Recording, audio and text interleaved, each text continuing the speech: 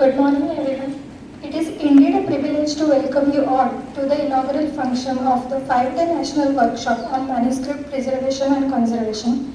This workshop is jointly organized by the Department of Sanskrit and Prakrit, Center of Advanced Studies in Sanskrit, SAVITRIBAI PHULE Pune University, and the National Mission of Manuscripts, Ministry of Culture, Government of India. We are honored to have with us esteemed dignitaries, distinguished scholars, and dedicated researchers. Your presence today adds immense value to this event. Let us now commence today's proceedings. Every auspicious occasion begins with divine blessings. I now invite Omkar Soshi, student of the department, to present Vaidika Mangal.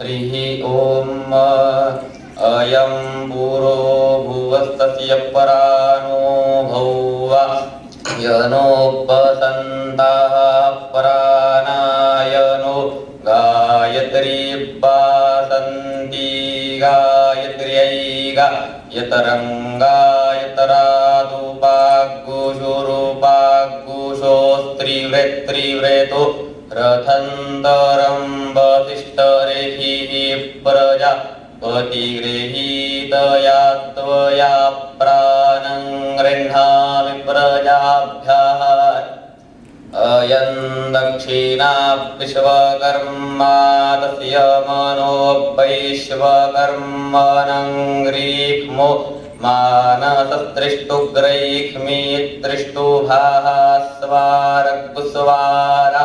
दन्तर्जामोऽन्तर्जामात् पञ्चदशाः पञ्चदशात् बृहद्भरद्वाज रेखिः प्रजापतिगृहीतया त्वया मनो गृह्णामि प्रजाभ्यः अयं पश्चाद्विश्वव्यजास्तस्य चक्षुर्वैश्वव्य च संवरेखाष्टाक्षुख्यो जगति पारेखी जगत्या ऋक्समृक्समाच्छुकराः शुकरात् सप्तदशाः सप्तदशाद्वैरूपं जमदग्निर्रेहिः प्रजापतिगृहीतया त्वया चक्षुर्गृह्णामि प्रजाभ्यः इदमुत्तरात् स्वस्तस्य श्रोत्रगुसौवग्गु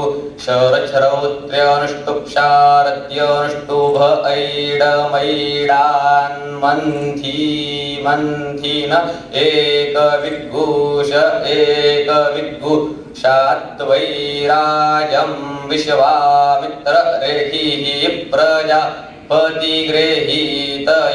त्वया श्रोत्रं गृह्णामि प्रजाभ्यः इयमुपरिमतिस्तस्यै पाङ्मात्या हेमन्तोपाच्चाः पङ्क्तिरेहैमन्थी पङ्क्त्यै निधनवन्निधनवत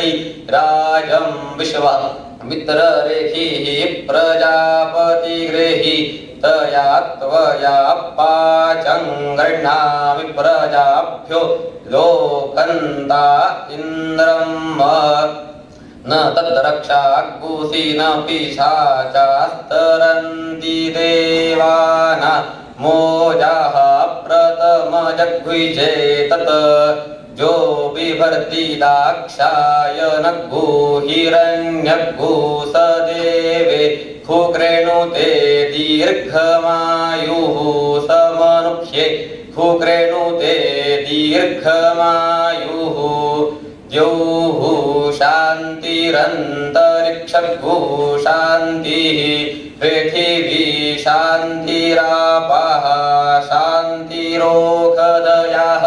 शान्तिः वनस्पतयः शान्तिर्विश्वे देवाः शान्तिर्ब्रह्म शान्तिः सर्वज्ञो शान्तिः शान्तिरेव शान्तिः सामा शान्तिरेधि जतो यतः समीहसे ततो नो अभयं कुरु शन्नः कुरु प्रजाभ्यो भयन्नः पशुभ्यः सुशान्तिर्भवतु ओम स्वस्ति.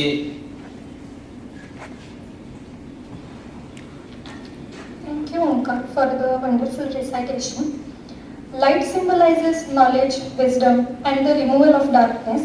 We now proceed with the Deepa Prajvalana and Saraswati Pujana. I request our distinguished guests to kindly light the lamp and offer flowers to Goddess Saraswati. Let us invoke the blessings of the Goddess of wisdom and knowledge. I now invite Swarada Lovlekar to present Saraswati Vandana.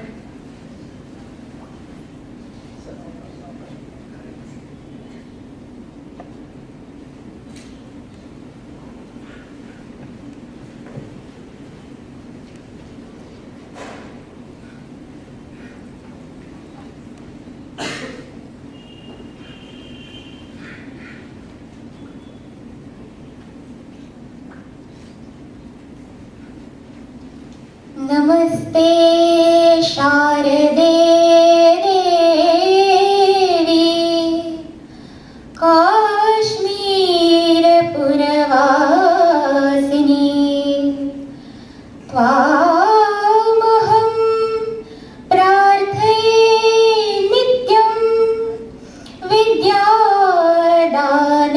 च देहि मे भद्रकाल्यै नमो नित्यं सरस्वत्यै नमो नमः वेद वेदांग वेदान्त विद्यास्थानेभ्य एव च यया विना जगत्सर्वं शश्वज्जीवं मृतं भवेत् ज्ञानाधिदेव्या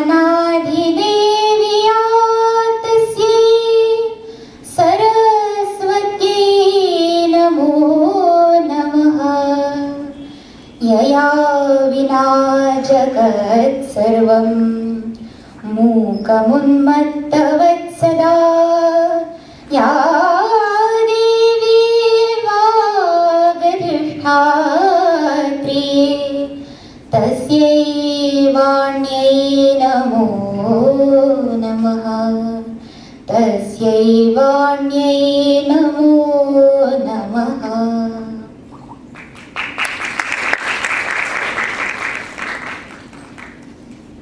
Thank you, Sarada, for this beautiful Saraswati Vandana.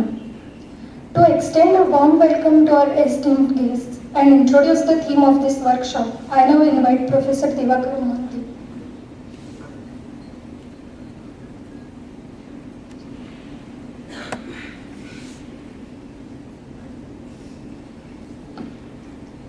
I now invite Professor Divakar Mohanty, Head of the Department, to deliver.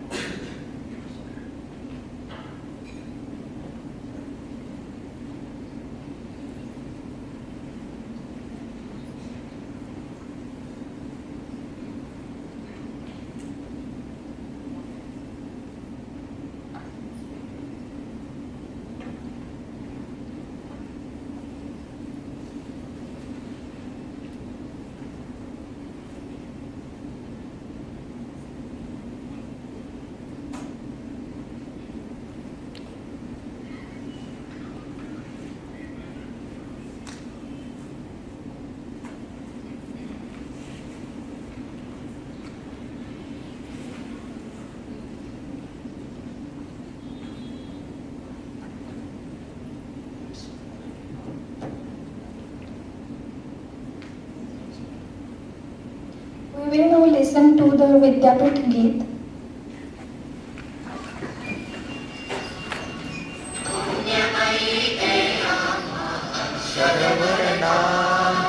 ज्ञानवनो कर्मशील कर्म ज्ञानवान् ज्ञानवनो कर्मशील कर्म ज्ञानवान् पुण्यमयी देहाम्हा अक्षरवरदा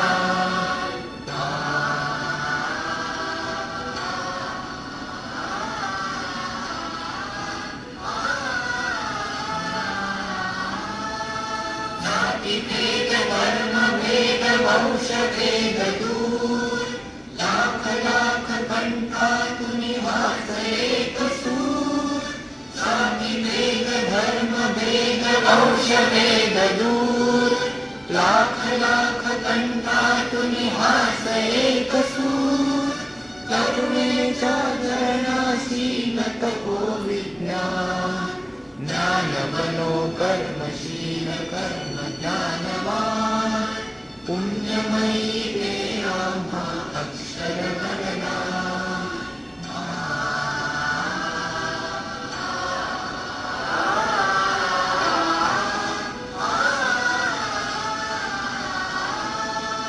माणुसकी धर्माचा अर्थ जाणतो शवनिष्ठा हे पवित्र दीप मानतो माणुसकी धर्माचा अर्थ जाणतो शमनिष्ठा हे पवित्र दीप मानतो हृदयातुनि समतेचा निर्भयाभिमान ज्ञान बनो कर्मशील कर्म ज्ञानवान पुण्यमयी ते आत्मा अक्षर वरदा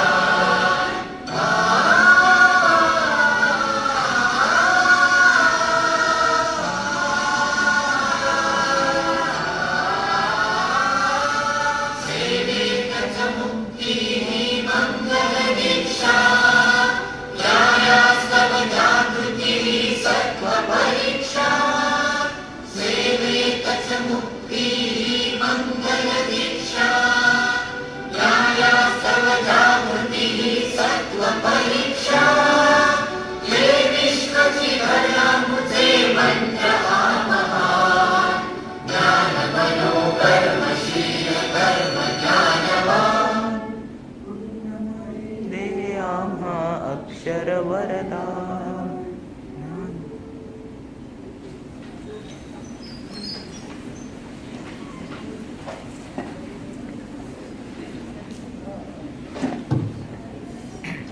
I now invite Professor Divakar Mohanty, Head of the Department, to deliver the welcome address.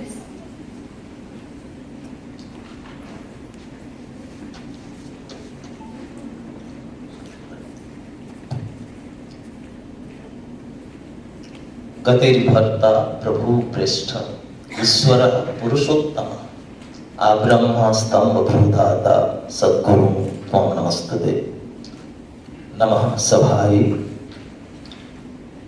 A very good morning to all of you on this occasion of the inaugural function of the National Workshop on Preservation and Conservation of Manuscripts.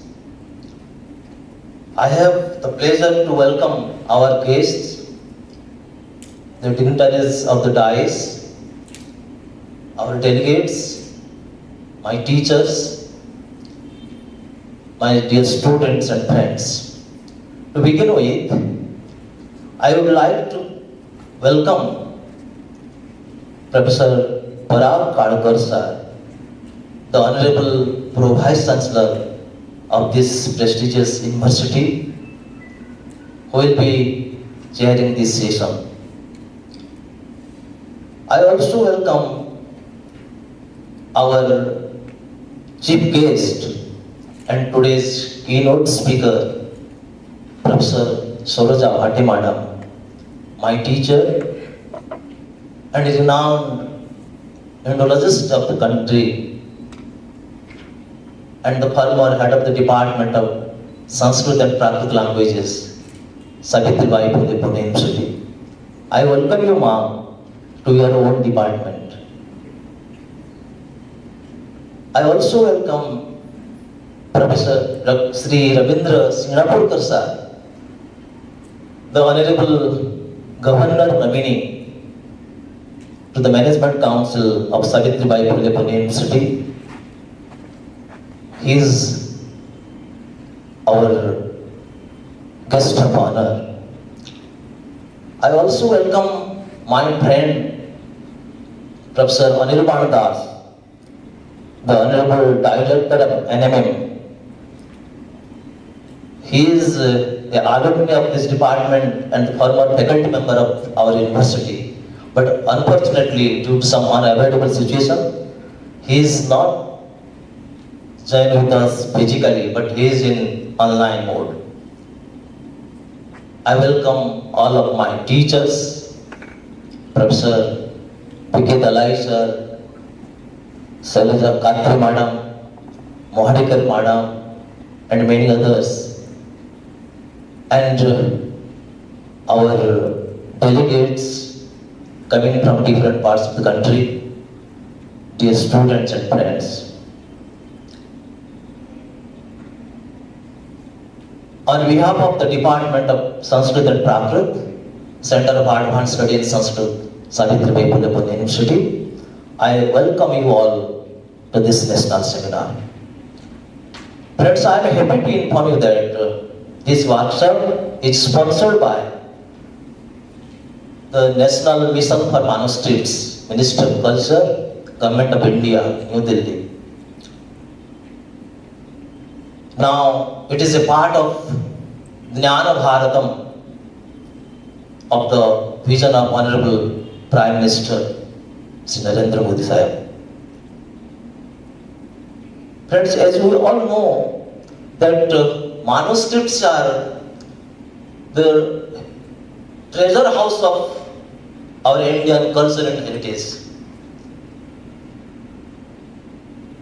Our sciences, our religious practices, our knowledge systems, all are in the form of manuscripts available to us. It is not that manuscripts are not studied or edited, but the amount of literature on different domains of knowledge which comes under the wisdom of this country, of which we all are proud of, is quite large, which is evident from the published manuscripts from different manuscript collection centers. But a large quantity of manuscripts are still scattered here and there throughout the country and outside, waiting for proper documentations.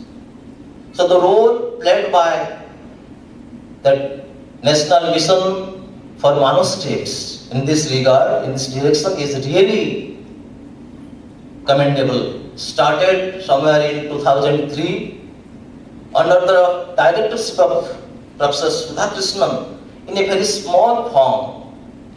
In last 20 years, very successfully it has developed a large organization engaging itself various activities of manuscripts and manuscriptology through activity like establishing, collecting in a collection of manuscript center, collecting manuscripts and making proper documentations, organizing national and international workshops and seminars to create an awareness about manuscripts and manuscriptology. But it's sad that this time they have selected our university, our department, for conducting this 5-day national workshop. And it is significant to note that here this selection is not without a cause. As we all know, Maharashtra, particularly Pune, is the hub of manuscripts, and Maharashtrian scholars have special regards and interest towards manuscript studies. So I shall not elaborate this since things are very obvious.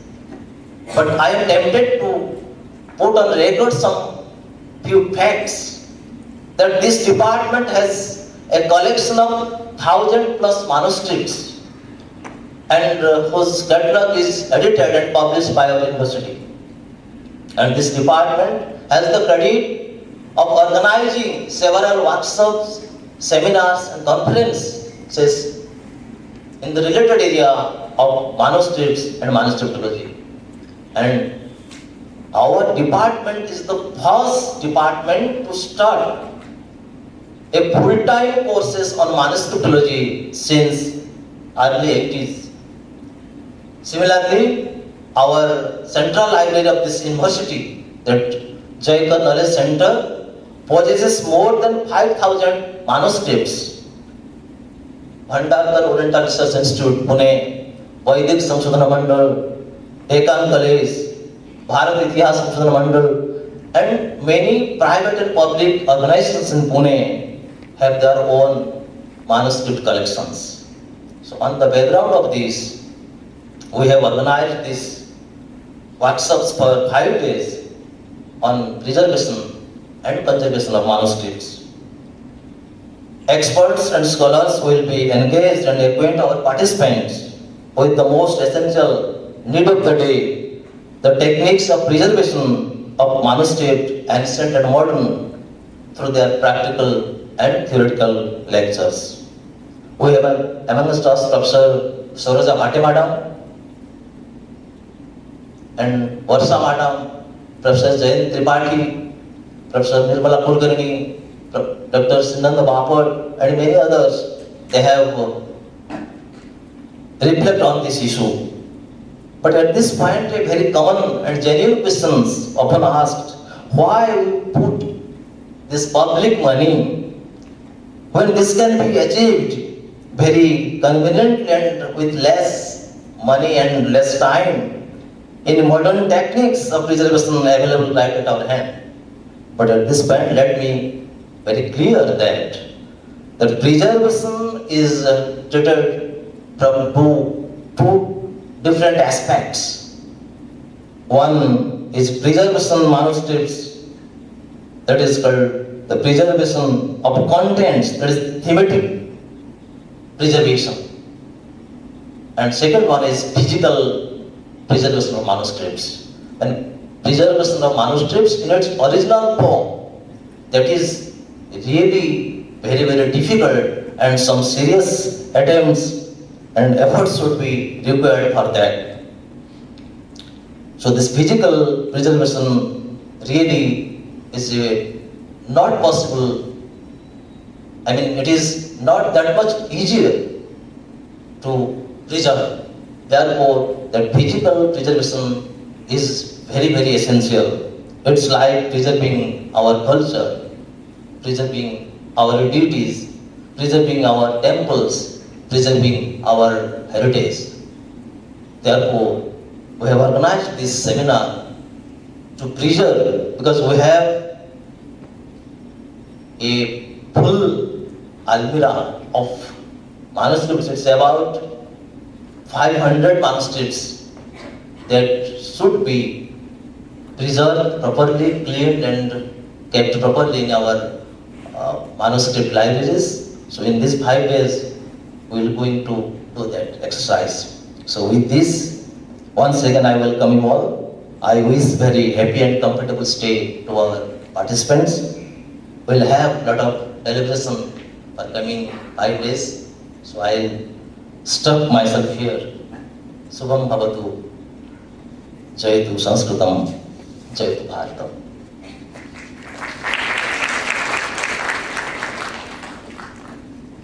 Thank you, sir.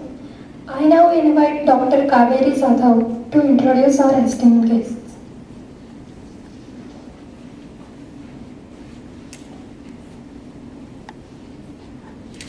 A very good morning to all, honorable guests on and off the dais, and dear students. As announced just before, I stand here to introduce our dignitaries and guests of this inaugural function. First of all, the honorable chairman of today's inaugural function, Dr. Parag Kalkar sir, is Pro Vice Chancellor of SAVITRIBAI PHULE Pune University. He has done his post-graduation in Commerce and Management Studies with Finance as a special subject, and has obtained his doctoral degree from one of the premier institutes of management of India, that is Indian Institute of Management, Ahmedabad. He has a teaching experience spanning over almost 25 years. Kalkar sir has been holding various important posts in different capacities in the university. Despite his busy schedule, he has graciously acceded to chair this function. Hence, as a token of our gratitude, may I request Professor Mohanty sir to greet him with a floral bouquet.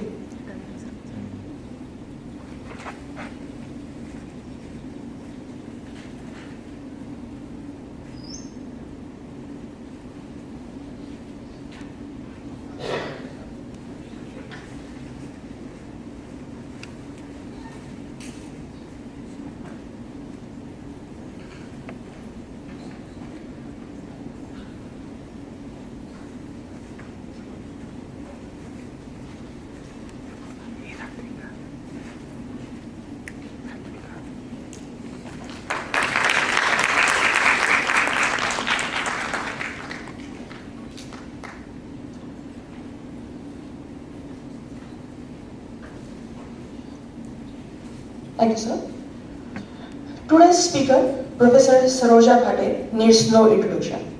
Actually, she is one of the personalities in the Sanskrit domain where only naam kafi hai. I'm sure she is known to all, but as a formality, I take up the huge task to introduce her to our new students. First of all, she is not only a beloved teacher of mine, but also some of my colleagues. Professor Saroja Bhate is an alumna of our department and has also headed the Department of Sanskrit and Prakrit languages for a pretty long time, as just now told by Mohanty sir. Sanskrit grammar, Indology, Dharma Shastra are her strongholds, yet no area of Sanskrit and Indological studies is alien to her. She has successfully spearheaded many research projects and has authored almost 16 books and countless research articles. Bhate madam has also guided many MPhil and PhD students who are just now who's who in the various departments of the country. She was and has been at the helm of many premier institutes dedicated to the cause of learning and propagation of Sanskrit studies, such as All India Oriental Conference, Anandashram, Bhandakar Oriental Research Institute, Pathashala Pradnya Pathshala, to name a few. Her presence here in this function is nothing but a homecoming to her. Therefore, I request our chairman, Professor Kalkar sir, to honor Bhate madam. Yes, ma'am.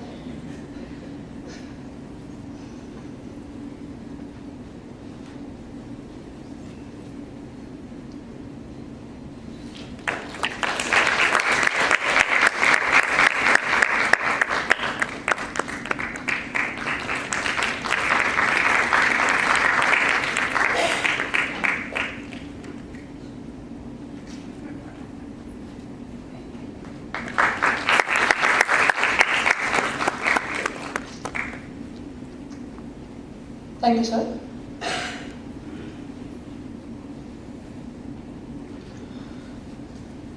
To proceed ahead, one of our today's chief guests, Dr. Anirban is Director of National Mission for Manuscripts, working under the aegis of the Ministry of Culture of Government of India. We take pride in declaring that Dr. Dash sir is also an alumnus of our department. He is teaching faculty at the Central Institute of Higher Tibetan Studies, Sarnath. As an expert of Indic manuscriptology and paleography, he has taught many ancient scripts at more than 80 universities and institutes across India and abroad. Besides his engaging classroom teaching, he has 4 books and 30 research articles to his credit. Due to his preoccupations, he cannot travel to Pune for his function, but he would be joining us through online mode. Sir, we are obliged to him for his online presence. Our next guest of honor is Shri Ravindra Shingnapurkar, is a government appointee of Management Council of our university. He has done his diploma in engineering and degree in management science. He has served in Bajaj Auto as a manager for a pretty long time of 32 years and presently owns his own business. He was associated with Akhila Bharatiya Vidyarthi Parishad from his college days and has been actively engaged with many foundations and associations devoted to the social cause. I request Professor Mohanty sir to felicitate him for his gracious presence at this function.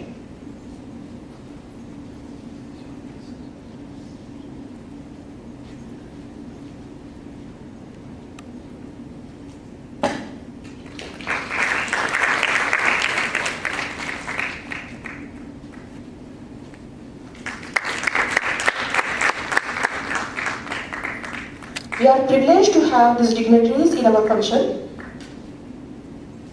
Thank you for patience here.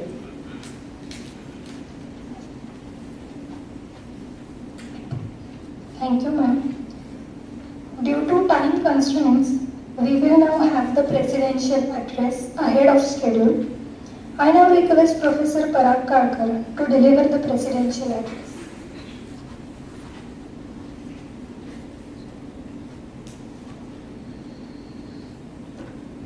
Very good morning. March is a month of various happenings. So with the kind permission of Saroja Bhate madam, it's not presidential address, it's just sharing of thoughts and welcoming you all. I'm very happy to be part of this inaugural function of 5 days National Knowledge Workshop, jointly organized by Department of Sanskrit and Prakrit, Center of Advanced Study in Sanskrit, and National Mission for Manuscript, Ministry of Culture, Government of India, New Delhi. We have former head Dr. Saroja Bhate madam who is going to grace this occasion and address us as a keynote address. Professor Anirban who is going to join us online. Mr. Ravindra Shingnapurkar sir, who is a member of Management Council, is present here. Head of the department, Mohanty sir. Dignitaries of the dais, Tripathi sir and all colleagues from the Department of Sanskrit. The topic is very, very important. The preservation and conservation of manuscript is a critical endeavor essential for the safeguarding invaluable historic and intellectual heritage. Basically, we are all aware that preservation, we need expertise. It's not preservation, it's storage. Preservation is moving from one place to another place. It involves creating, maintaining an environment that minimizes the deterioration. It's about preventive measures. Examples include controlling temperature, humidity, proper storage, disaster preparedness. Because we have seen in one of the colleges where the manuscript was kept in the basement of one of the great authors, and the college was claiming proudly that we have preserved it. And once somebody had asked, can you show me? So it was fungus infection and so many other things, very important. Original manuscripts were lost because somebody will do it. There is nobody is called as somebody. Conservation involves direct action taken to stabilize and repair the damaged manuscript. It includes treatment or to halt the deterioration, repair tears, reinforce the weakened material. Conservation means preventive conservation and curative conservation. I'm not expert, but now Google helps us to understand this much better. Environmental factors are there, biological agents are there, physical damage, chemical deterioration, and I think proper storage, proper processing, and it scientifically need to be handled. For me, it's more important that it's not emotional handling, because sometimes emotionally we damage it much more than it is done by the nature. So we have a rich heritage, and I've seen that some of the manuscript, I think our SAVITRIBAI PHULE Pune University Sanskrit Department has maintained more than 1,000+ manuscript. That maintaining is also very, very important scientific, because we know that in our main building there was some photographs and some paintings were there, but the preservation was too much heavy and costly, because first we need to understand what kind of material is there, what kind of damage has happened, what kind of curation is required, and scientific method is required. So I think we need a very scientific approach to handle all this preservation and conservation. And I think this 5 days national workshop will definitely create new team who will definitely be ready, because everybody feels that it should be preserved, but who and how and when and who will really look into the material, because we don't know that 2000 years ago what kind of paper pulp was used, what kind of damage has happened, how we can maintain, what kind of ink was used, and so many other things. We have seen that there are 10,000 rumals which brought here to understand the conversation between kings and all these things, maybe 700 years back. But nobody is there to read it out, convert it out, open, because once it's open it gets damaged. You cannot close it because the paper is very hard, become bigger due to the environment. So the scientific way of handling this all manuscript is highly required, not for Indian knowledge system, but for all of us, because we don't know what has our past has happened. Simple example is I always share with the students that in every city we know that what is the Suryodaya and Suryasta, high tide, low tide, because that has become part and parcel. We never think that something scientific has gone behind, where sitting here also we can know that at what time sun is going to be down. So in every city, so that kind of calculation, mathematics, scientific ways created, we don't know what happened inside. So I think all experts and stalwarts who are going to share with you all knowledge is very, very essential for the country like India, where due to that people who are coming from outside, they have first attempt at destroying all knowledge what we have. So I think whatever available, maybe 10-20% of that knowledge, I think we need to store it properly for the future generation. So they will carry that pride with us and we can really use that knowledge into practice. So I wish this conference all the best. Thank you. Thank you, sir, for your insightful and thought-provoking words. With your permission, I will take you. Thank you.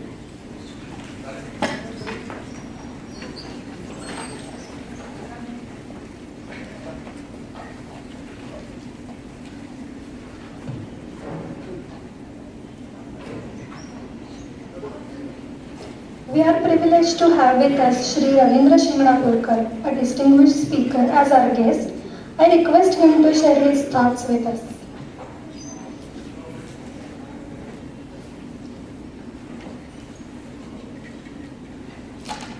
Savitribai Phule Pune university के department of Sanskrit and Prakrit along with National Mission for Manuscripts, Ministry of Culture, Government of India.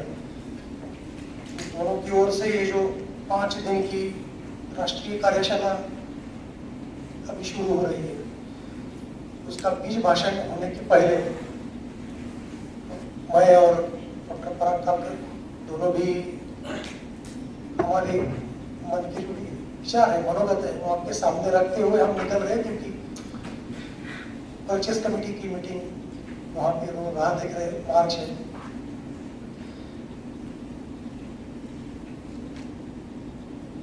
University के को vice chancellor doctor पराग कालकर, बीज भाषण professor Saroja भाटे, online जो उपस्थित रहेंगे Shri professor Anirban,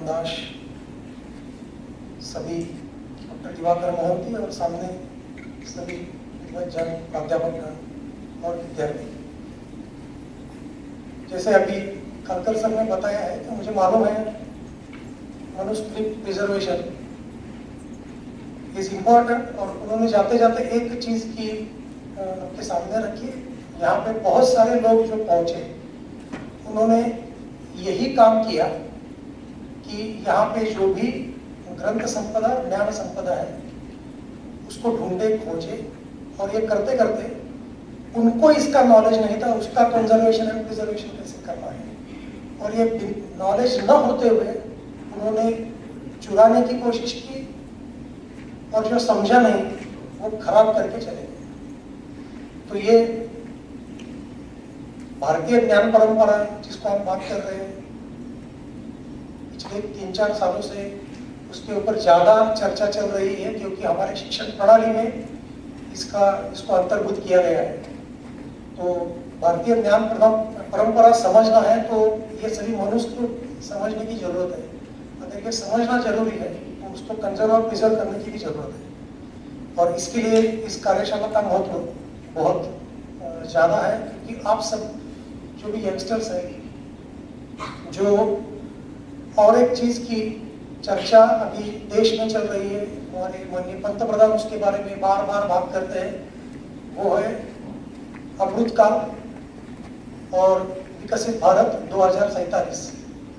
तो शायद सामने बैठे हुए हम शायद रहे न रहे मालूम नहीं, लेकिन अगले 25 साल या 23 साल जो भी है उसमें विकसित भारत करने के लिए उसके साथ भारतीय ज्ञान परंपरा को जोड़ के हमारा गौरव बढ़ाने के लिए जो भी करना जरूरी है वो सब आप ही करने वाले हैं। और उन लोगों को इस वर्कशॉप के माध्यम से प्रशिक्षित किया जा रहा है, बहुत खुशी की बात है और गौरव की बात है। इसलिए आप सभी को इस कार्यशाला के लिए बहुत बहुत बधाई, आप सभी का अभिनंदन भी, क्योंकि आपने इस दिशा में काम करने का सोच के यहाँ पे पहुंचे हैं। बहुत सारे चीजों में हमें विकसित भारत करके काम करना है, क्योंकि मैं एक चीज जो मुझे समझ आई है वो मैं आपके सामने रखता हूँ। मैं जैसे पढ़ा हूँ, मेरे पीछे वाले लोगों को भी हमने बताया कि हम खेती प्रधान देश है। ये झूठ नहीं है, लेकिन आधा सच है। हम खेती प्रधान भी है, लेकिन पहले से हम उद्योग प्रधान भी है। और ये मैं इसलिए बोल रहा हूँ कि जो मुझे बात मालूम है, आप जैसे सर ने बोला वैसे आप गूगल पे चेक कर सकते हो। मैं ये बार बार बताता हूँ सबको कि जिसको भारतवर्ष बोलते हैं या भारत बोलते हैं या पुराना हिंदुस्तान जो बोलते हैं, 8वीं सदी से हमारे ऊपर आक्रमण होने चालू हो गए। उस वक्त भारत का जीडीपी पूरे जग के हिसाब से 32 या 34% था, और वो खाली खेती का अनाज का नहीं था, सभी व्यापार की बात कर रहा हूँ। और वो आक्रमण होते होते 15वीं सदी तक, जब तक ये यूरोपियन जो भी है, इंग्रज, फ्रांस, पुर्तगाल, ये सब हमारे ऊपर आए, तब तक ये कम हुआ था, लेकिन फिर भी 27-28% था। 18वीं सदी में हमें हमारा इंग्रजों ने कब्जा किया ऐसे बोलते, तभी भी हम 24% थे। और 1947 में हमें बिखर बिखर के जो भी स्वातंत्र्य मिला है, जिसका हम आज गौरव से सभी उसको ज्ञात करते हैं, उस वक्त ये जीडीपी 2% तक था। तो ये चीज हम ध्यान रखें, अगर ये 2% से हमें वापस जाना है, हम कुछ बात कर रहे हैं कि हम 5वीं अर्थसत्ता है, वो खाली खेती से नहीं बनेगी। हमारी जो उद्योजकता है, जो पुरानी थी हमारी, वो हमें वापस लानी है। उसके लिए जो भी करना है, इसके सभी रास्ते भी इस मनुस्क्रिप्ट में अवेलेबल है, क्योंकि हम वो कर रहे थे, वो हमारे पास था, खाली हमें अभी वो दिखता नहीं है। तो आप सब लोगों की जिम्मेवारी है ये सब ढूंढ के उसको लोगों को अवगत करना है और ये सबको प्रिजर्व करना है। और ये सब करने के लिए इस वर्कशॉप में आपको बहुत सारे इनपुट्स मिलेंगे। ये सब के लिए आपको वापस बधाई देता हूँ, और मुझे यहाँ पे बुला के आपके साथ संवाद करने के लिए मौका दिया, इसलिए सभी का शुक्रगुजार हूँ। धन्यवाद। Thank you, sir.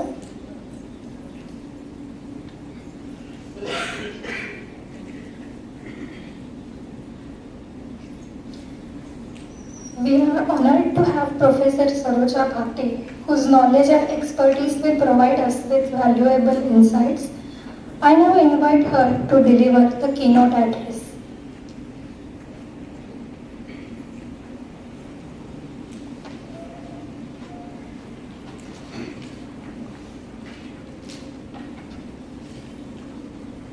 Suprabhatam, Honorable Dr. Parag Kalkar and Honorable Professor Shingnapurkar in absentia, Professor Anirban online, Professor Mahante, Professor Muta Gadgar, Professor Mohadikar, Professor Shri, Professor Dalai, Professor Tripathi, Professor Rasalji, and many more friends. My greetings to all of you on this occasion of the inauguration of the 5-day workshop on manuscript preservation and conservation. Probably you are not aware of one thing which I would like to speak about at the very outset. First of all, I would like to pay my tribute to Professor Dr. R.M. Dandekar, whose birth anniversary falls on this day. And therefore I always feel it is the solemn duty of the Department of Sanskrit and Prakrit languages and the Center of Advanced Study in Sanskrit to remember him on this day every year. It is not only because he was the founder and architect of this department, but also he was one of the greatest Indologists of the last century. And he was known for his unique erudition and extraordinary managerial administrative skill. In fact, he was a trade-based wizard in Sanskrit, not only in India, but also in the whole world. And above all, it was Dr. R.N. Dandekar who used the term manuscriptology for the first time, and it was in usage later on. So I think, could there be any other occasion to remember him than this day? I am very happy to see the renewal of the old fruitful partnership between the Department of Sanskrit and Prakrit languages and the Indira Gandhi National Center for the Arts, whose wing is now NMM.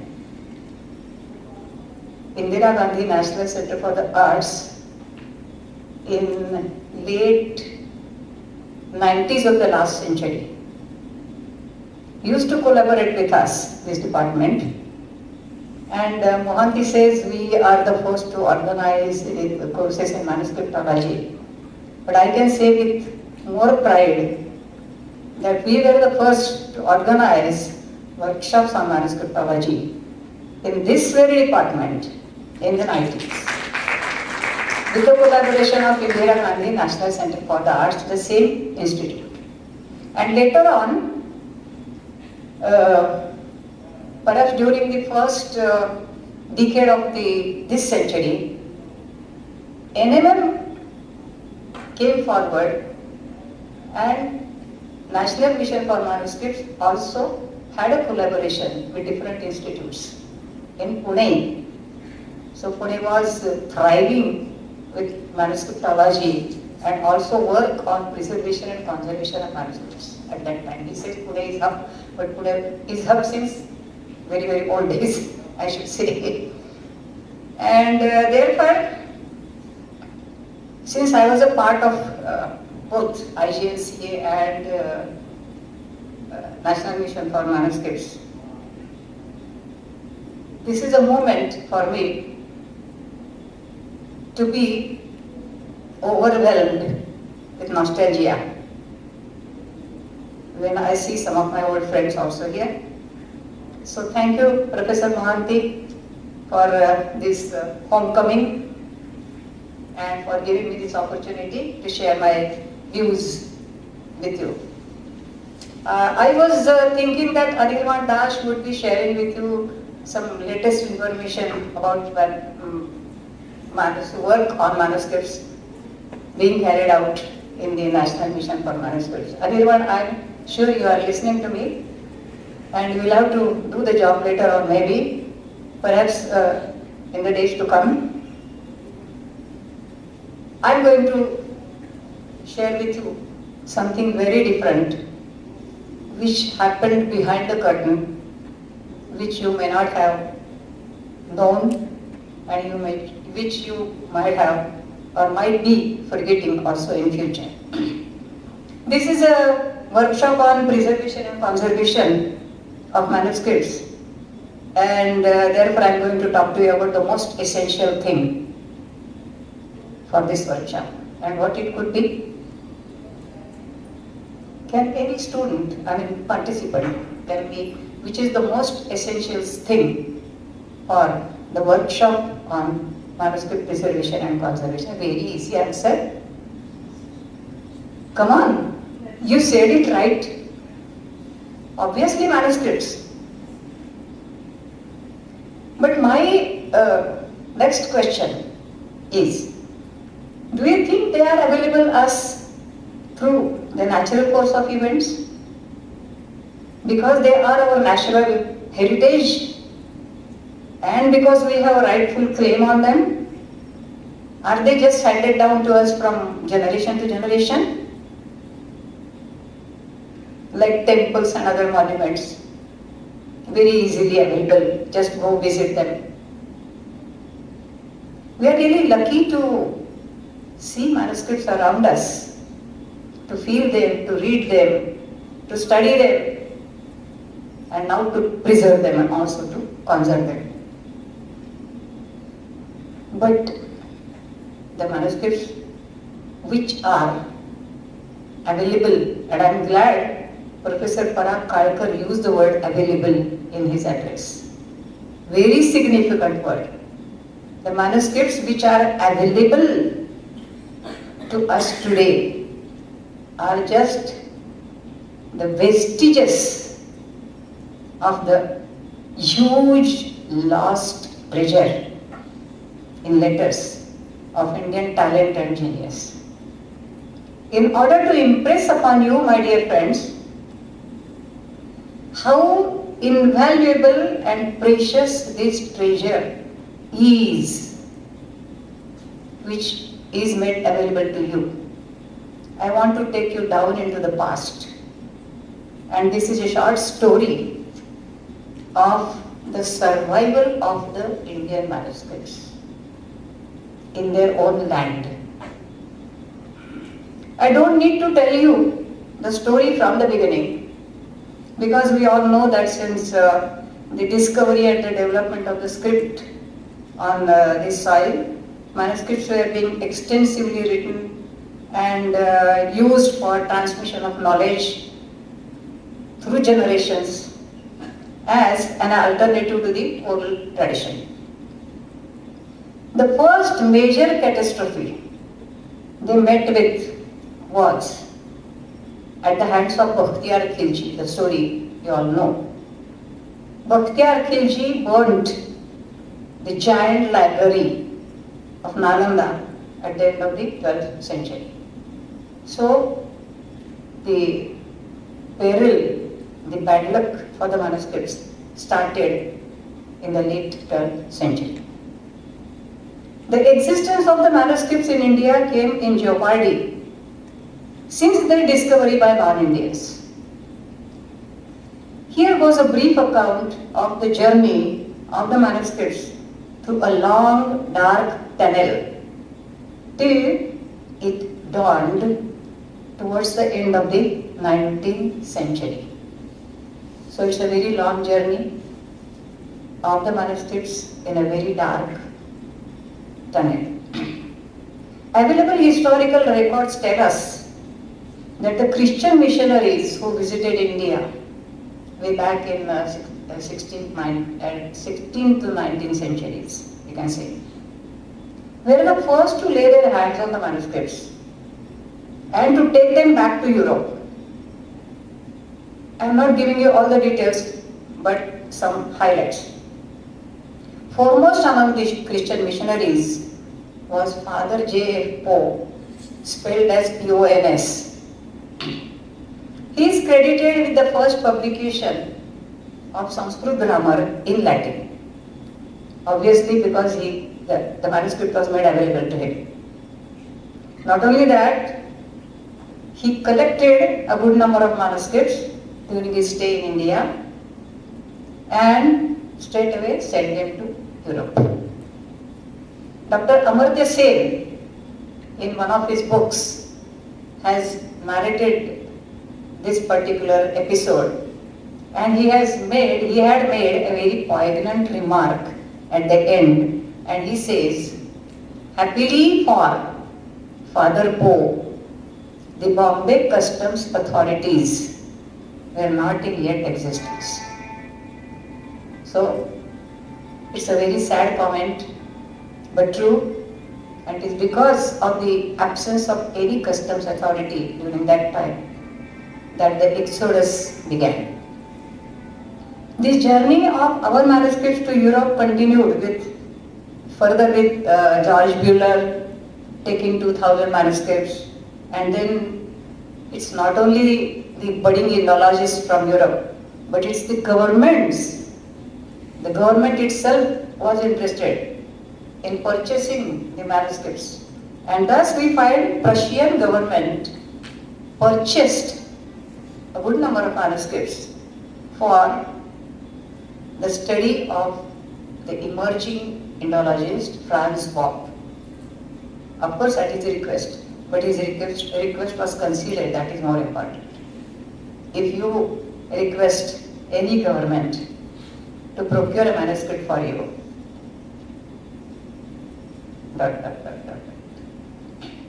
or blah blah blah. In fact, this reminds me of my own experience.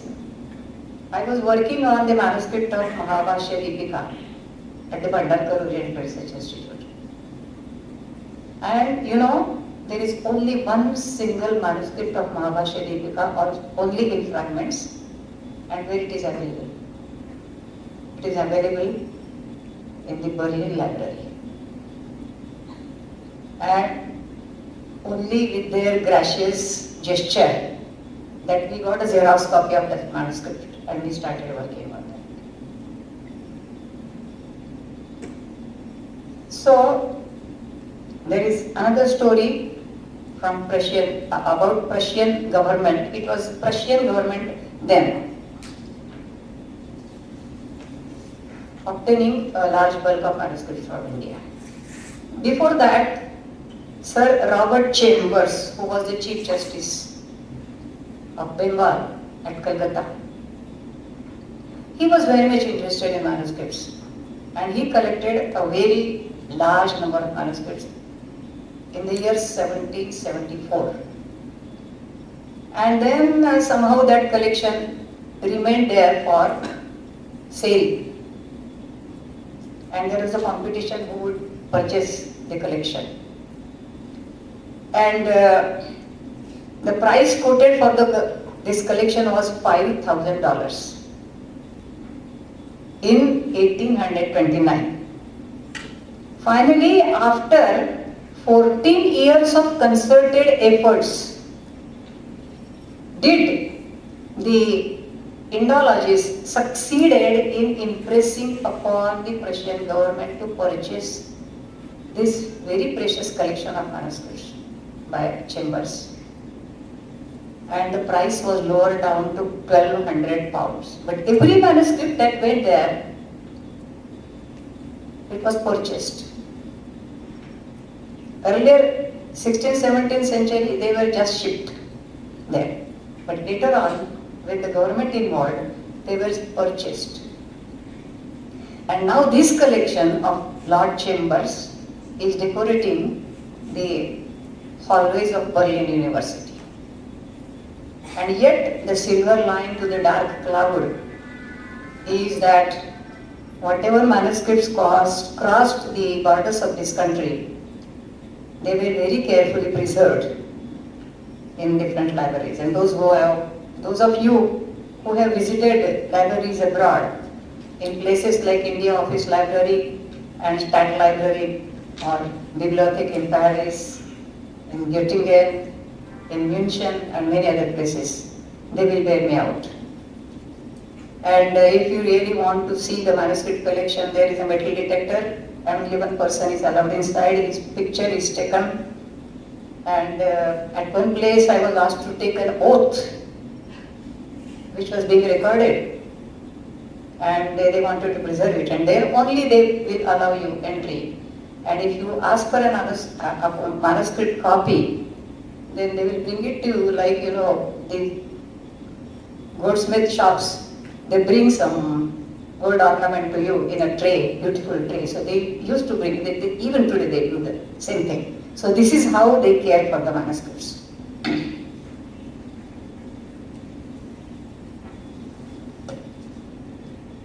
And now let me share with you a very devastating tale from Burma. In the year 1886, Professor Minayev, an academician from Great Britain, who was at that time in Milan, he received a telegram to proceed to Mandale immediately. And since it was a telegram from the government, he had to proceed to Mandale immediately. Mandale for us is a sacred place. We always remember it with great honor and awe. But for manuscripts, it was a horrendous place. And let me tell you what happened there. When Professor Minayev reached Mandale, what he saw was that the British soldiers, they were using the pages of the manuscripts in the Royal Library of Mandale as cigarette papers. And so Professor Minayev approached the governor and immediately put a stop to this.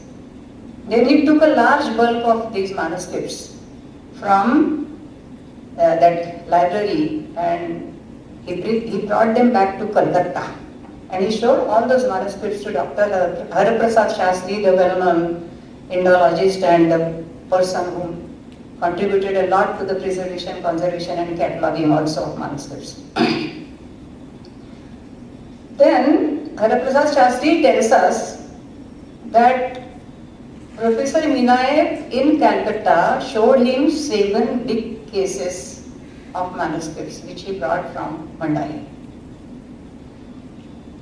Unfortunately, Hariprasad ji was not allowed to look into those. They were just half-burned papers of manuscripts and not arranged properly. But to his great surprise, they were all further transferred to England, and now they are found in the British Library. And therefore Hariprasad Shastri also makes a very, at the same time, poignant and funny remark. And he says the manuscript of Bhagavad Gita, which Peshwa Bajirao II used to read, is to be found in the India Office Library today. Then there is a story of the development of the manuscript collection of Bhandarkar Institute, written by Donald Clay Johnson. His extensive account of the origins of Bhandarkar Library tells us some very sad and also happy tales. Clay Johnson tells us how Martin Hogg, the professor of philology at Deccan College, in 1859 collected manuscripts for the purpose of his own study. And in spite of the resistance from the people, from the press, he took them back to Europe. Actually, I read the whole report and I found that even the newspaper Times of India also raised a voice against his wish to carry the manuscripts back to his country. And they actually expressed a hope that he will not take them, but he did take them with him, and later on they were also sold for 17,000 pounds. So everything, as I say, all manuscripts, they were sold for a very high price. And then obviously you know the story, George Buller and following him Franz Kilhorn, they undertook expeditions for collecting manuscripts with government's funding. They also met with very poor response from the people, which they have recorded in their reports. Buller could collect just 201 in the first round and just 17 manuscripts in the second round, because nobody was willing to share the manuscripts, although he said that we want to take them only for conservation and preservation, but they were not ready. And even after collecting those manuscripts, because government had funded the collection, government wanted to ship them back to Europe. However, both of them argued that they wanted to use these manuscripts for their own personal study, and therefore, thanks to both of them, they remained in India. So while on the one hand these stories make us lament over the loss of manuscripts, loss of our ancestral treasure, on the other we should not underrate the indefatigable spirit and craving for knowledge on the part of these Western people. And to illustrate the point, just one story. Max Muller, the well-known Indologist of the past, is reported to have taught Sanskrit to Japanese in order to obtain the manuscripts from them. He got the manuscripts in Japan transcribed and took them with him back to his own country. So it's a good example of Vidya Vidya. He said, I will teach you Sanskrit and you allow me to transcribe the manuscripts in your own collection. And this is how he took them. So it is not only the lack of control in the form of customs or a keen academic interest on the European Indologists, on the part of the European Indologists, inspired by the wave of Indomania during that time, late 19th century. And the equally keen involvement of both the British and the Prussian governments in the academic wealth offered by India, that contributed to the exodus of the manuscripts. That is not the only reason which you have to remember. The other reason, which is more serious, is the neglect and the apathy on the part of our own people. And I think Professor Kalkar made a reference to the damage being made to manuscript emotionally than by natural forces. Am I right? This is what he said in the beginning. And there is a mention in one of the histories of German Indology, the well-known scholar Heinrich Luders, he received a letter from one Mr. Gopal Damodar Tamaskar, who was in possession of a manuscript of Ramagita. And he wrote, and I quote, I may hand over the manuscript to you, he said to Luders. I may hand over the manuscript to you if you give me reasonable compensation. So our own people, they wanted to sell manuscripts to the foreigners. And yes, there are many stories told also by Haraprasad Shastri. But before that, Veda Maharshi Shripad Damodar Satolekar narrates one story, and it's a sad story.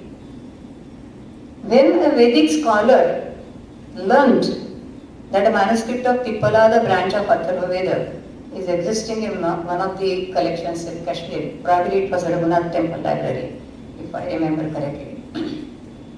He went there, he took the pictures of the manuscript, went back, published the manuscript. Perhaps you, Vedic scholars, Munda Gadgiri, might have seen the edition of Pippala, the branch of Atharva Veda, published from Germany. So it is this scholar who got it, and the librarian of that library refused to accept the manuscript back as it was handled by a lecturer. This is the story of our people. And this reminds me again of one more story which I have read about a Marathi grammarian, Dadava Panduranga. You might be knowing him, at least Marathi people might be knowing him. So Dadava Panduranga was, first of all, he didn't know anything of Sanskrit. He wrote his Marathi grammar, completed it, and then he felt very sorry that he was not knowing Sanskrit. So he studied Sanskrit with a Pandit, and then he translated some part of Siddhanta Kaumudi into Marathi.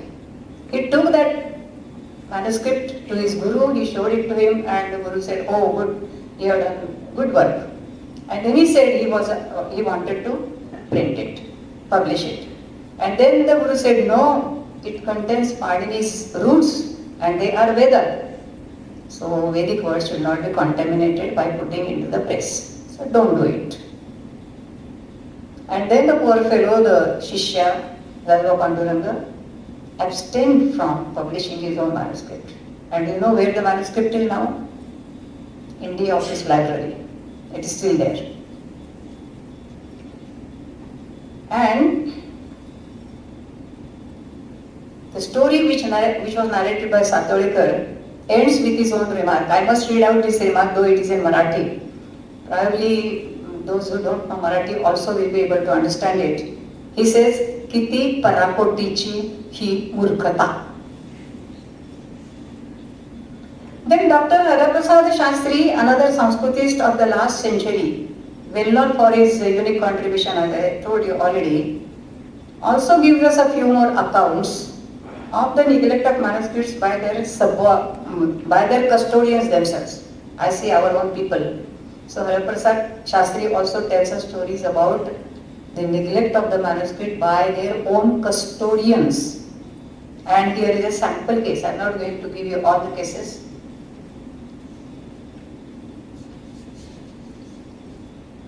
A traditional Pandit who used to love the manuscripts in his house more than his own life and kept them very meticulously bound in a red cloth, thick cloth, and put them in a cupboard very safe. That poor fellow died, and his son removed them from the best room to the storeroom, and then his wife, seeing the kitchen fall short of dry fuel, took the manuscripts. But she knew the superstition that whenever there is something written, Saraswati lives on that paper. So she did not burn that paper. But then what did she do? She put them in the kitchen waste to rot. And the manuscripts were rot. And yet another Pandit, apprehensive of the fate of his manuscripts after his death, he just threw them in the river Ganga, saying, Gangarpanamastu. Dr. Haraprasad Shastri, in contrast to all this, some good news. He narrates another very interesting story about the collection of manuscripts in Nepal. And you know, it's a very, very valuable collection of manuscripts in Nepal. Unfortunately, as I was told, it is now in the hands of Hamburg University. So if you really want to have a collection, have any manuscript from Nepal, you have to write to Hamburg. I don't know what the reason is. But this manuscript collection in Darbar Library in Nepal, how was it found? It is interesting because it was the princess, royal princess, and their generations who were the collectors of the manuscripts from all over Nepal. They went from village to village, collected the manuscripts and put them in their library. There was a story of a Brahmin family who owned 2 villages. They were given to them as a donation or whatever. And these 2 villages, they were sequestered, they were separated from them during the war time. So they were not allowed to use the villages for their own purpose. After the war was over, they started claiming those villages. And they said, now we want back our own property. Then this princess told them, yes, we will give you, but you have to give manuscripts to us. And this is how the manuscripts remained with the princess. They were deposited in the Royal Library of Nepal. And it is also reported that any Brahmin who was involved in a serious criminal case at that time in Nepal was acquitted, nirdosh, on the condition that he presents a manuscript to the Royal Library. And this is how they developed their own library. So is it not a good news? A ray of hope for the survival of the remaining manuscripts in India. After this story of their exodus, now I come to the next part.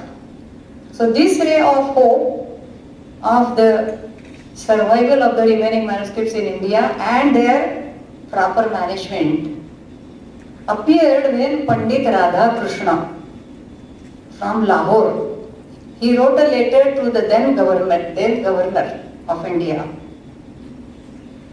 Lord Lawrence, in 1868, lamenting the deplorable state of manuscripts and urging for the immediate need to collect them and also to conserve them.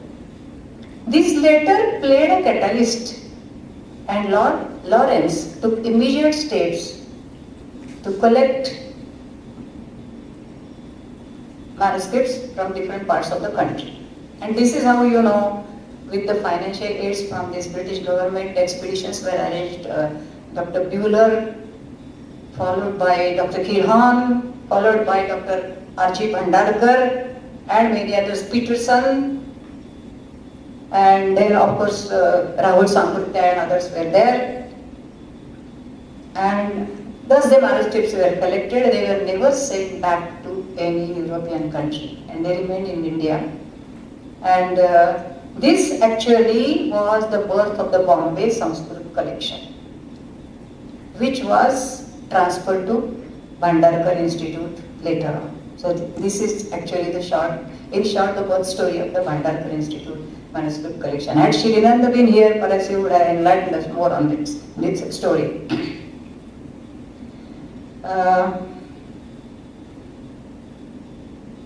Of course, even today, those who are working in mission manuscript, perhaps had Anirban been there, he would have told you many stories about how you face the problems and resistance from the society. Even when I was working as the coordinator of the Manuscript Resource Center and the Manuscript Conservation Center, both at Bhandarkar Institute and also at Anand Ashram, I visited a few places like Nashik and at South Satara. And in my first visit, there were some pandits who showed me the manuscripts.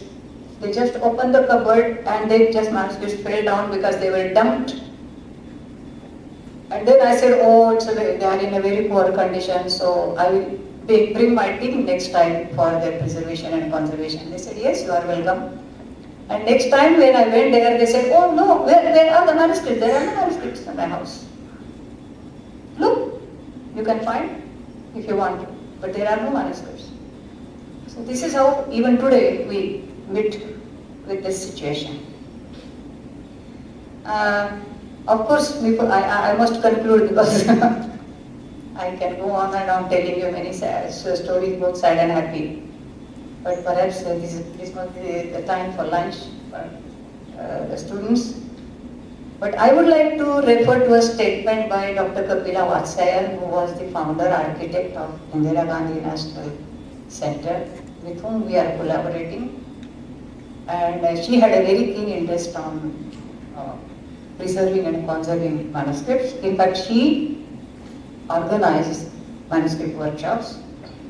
So she once made a statement, which I remembered, I was present at the meeting, and she said what manuscripts are not about what there was in the past, they are also about what there will be in the future. And this reminds me of yet another story. I'm full of stories. Of Dr. V.S. Suktankar, the most celebrated scholar who laid the foundation of the well-known critical edition of the Mahabharata in Bhandarkar Institute, and who wrote also the Prolegomena to the critical edition. So while preparing the critical edition of the Adi Parvan of the Mahabharata, he suggested some emendations and also some interpolations from his own imagination. And he said that perhaps in the original manuscript or the oldest manuscript of Mahabharata, this could have been the reading. And this is how he suggested the Pathabheda or Pathantar, whatever you call it. The oldest manuscript of Mahabharata at that time was supposed to be the manuscript from Nepal, and it was not made available to him when he was alive. After his death, the manuscript arrived, and they compared it, and they found that more than 50% of the emendations which he made, and even the interpolations, they agreed with me on manuscripts. This is how the manuscripts have to tell us something not only about the past, but also about the future. And friends, now before I want to say thank you to all for not dozing and not yawning, I must urge upon you to remember Pandit Radhakrishna, Pandit R.G. Bhandarkar, Professor Buehler, Professor Kirhan, Pandit Rahul Sankrutyal, and many others who were the unsung heroes. To remember them whenever you are dealing with the manuscripts. And you should always remember that the manuscripts which you are going to handle in the next 4 or 5 days, they are the result of all this warfare, and against that warfare, very hard, sincere, ardent and integrated efforts on the part of these pundits and these scholars. So please, before you do anything with the manuscripts, try to remember these pundits and these scholars. Thank you very much.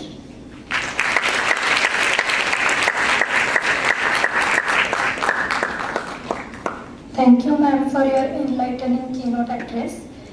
It was truly insightful, and I'm sure we all gained valuable knowledge. The interesting and lesser-known stories about manuscript preservation and conservation have given us a new perspective on this important subject. We now move towards the end of the program. No program is complete without expressing gratitude. To extend our heartfelt thanks, I now invite Professor Mukta Kargil for the vote of thanks.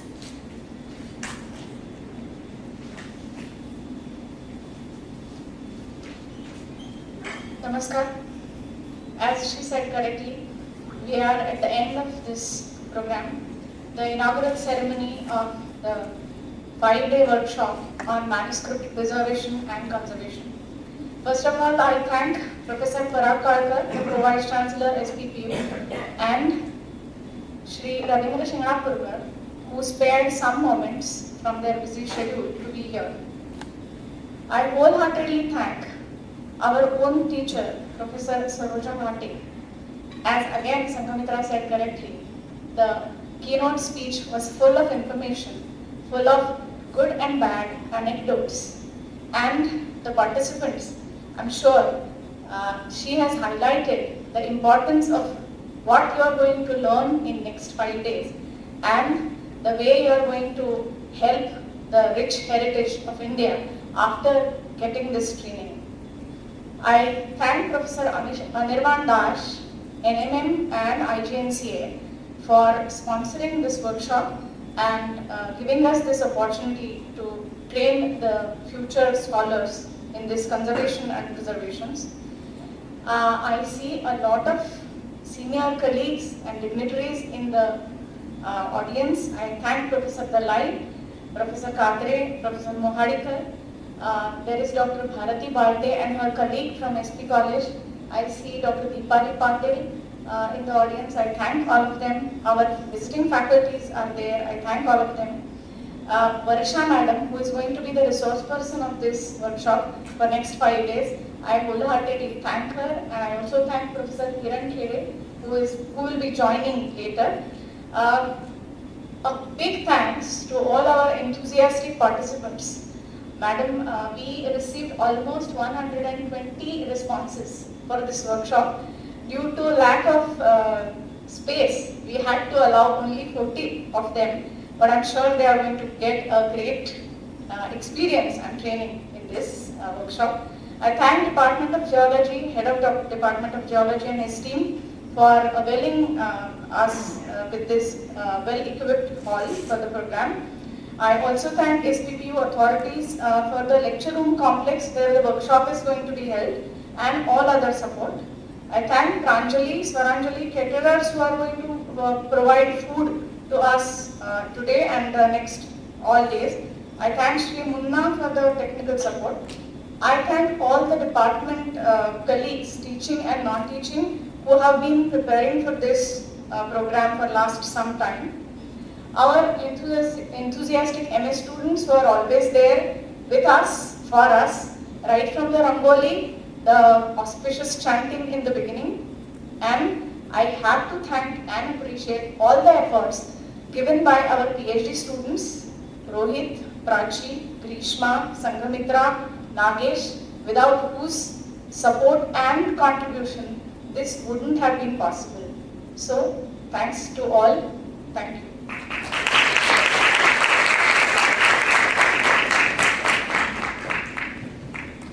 With this, we conclude the inaugural session. Thank you all for your presence.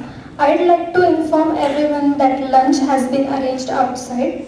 Post lunch, we will meet for the next session of the workshop at the Research Park Foundation. We request all participants to be present on time.